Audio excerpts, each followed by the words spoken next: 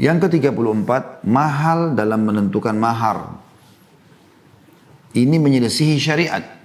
Karena pernikahan yang paling besar keberkahannya adalah yang paling mudah maharnya. Perkara ini acap kali kembali kepada wanitanya dengan membebani mahar yang mahal kepada para calon suaminya. Jika datang mahar yang ringan, maka salah seorang dari mereka mengatakan, putri kita harus mendapatkan mahar sekian, sebagaimana yang diperoleh fulana binti fulan. Perkara ini menyebabkan peminang berpaling dari wanita yang dipinangnya dan mencari selainnya. Nabi SAW bersabda, khairus sodaki aisaruhu. Sebaik-baik mahar ialah yang paling ringan. Beliau juga SAW bersabda kepada salah seorang sahabat, tazawwaj walau bi khatamin min hadid. Menikahlah walau hanya dengan mahar berupa cincin terbuat dari besi. Hadis riwayat Bukhari. Nah ini juga sering terjadi ya di pelanggaran ke-34 ini. Jadi banyak orang di antara kita, ya, dia malah tidak menikah karena terlalu komersial. Dianggap pernikahan itu oleh orang tuanya sebagai transaksi jual beli. Jadi dia jual anaknya. 5 anak perempuan berarti 1 anak 200 juta. Berarti ini sudah ada 1 miliar uang. Kalau menikah semua anaknya. La hawla wa la quwata illa billah. Padahal anak itu adalah amanah. Tugas kita sebagai orang tua mendidiknya, membiayainya, melindunginya hanya sampai nikah. Kalau sudah datang orang lain yang mau gantikan tugas Anda wahai para ayah, berikan kepada laki-laki itu. Anda pada saat mengatakan saya nikahkan Anda dengan anak perempuan saya fulana binti fulan dengan mas kawin ini dan dia mengatakan saya terima, sama Anda mengatakan ini dulu tidurnya, makannya, pendidikannya, perlindungannya semua di tangan saya. Saya akan alihkan ke kamu, terima nggak? Maka si laki-laki itu mengatakan saya terima. Semenjak itu pindah semuanya kewajiban ayah kepada si suami. Pindah semuanya. Ini luar biasa gitu. Jadi lepaskan mereka. Makanya dalam sebuah hadis disebutkan kalau ada orang yang membina anak perempuannya sampai menikah maka dijamin baginya surga.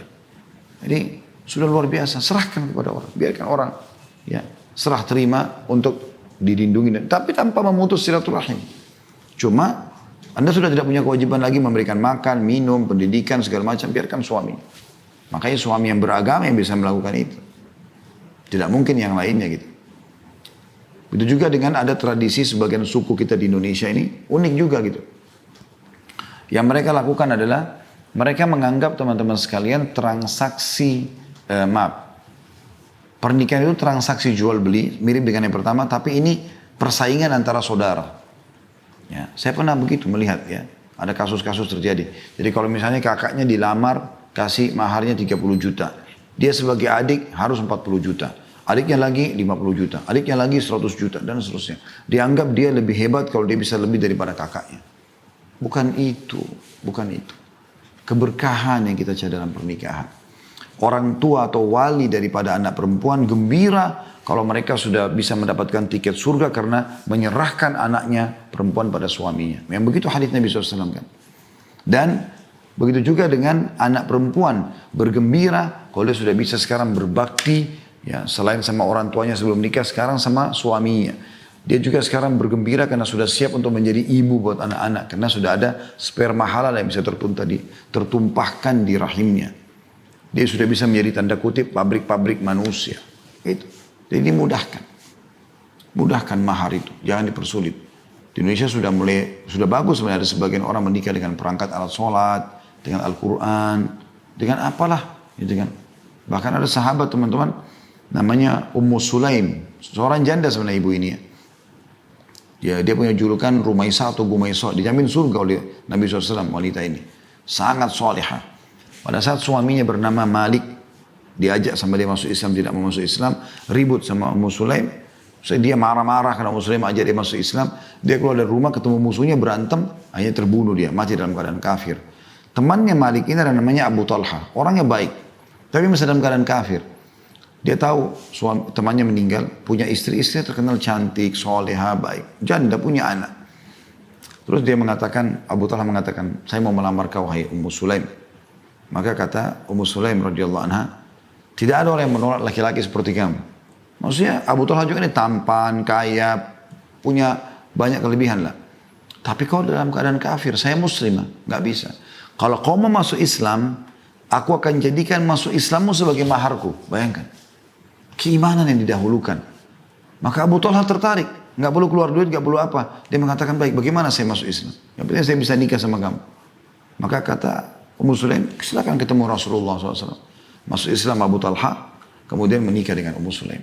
Ummu Sulaim ridho nggak terima 1 rupiah pun, 1 dirham pun. Yang penting maharnya adalah masuk Islam suaminya. Jadi semenjak masuk Islam suaminya, Ummu Sulaim panen pahala Abu Talha. Sholatnya, puasanya, sedekahnya, semua ibadahnya. Karena gara-gara dia masuk Islam Abu Talha. Contoh.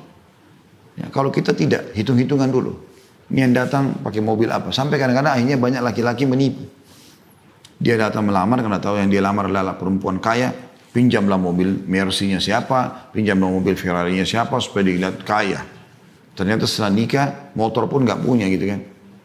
Terjadi manipulasi. Kenapa ini? Nggak boleh sama sekali. Berhubungan juga dengan masalah ini teman-teman, kita tidak boleh menipu dalam masalah pernikahan ini. Nggak boleh menipu.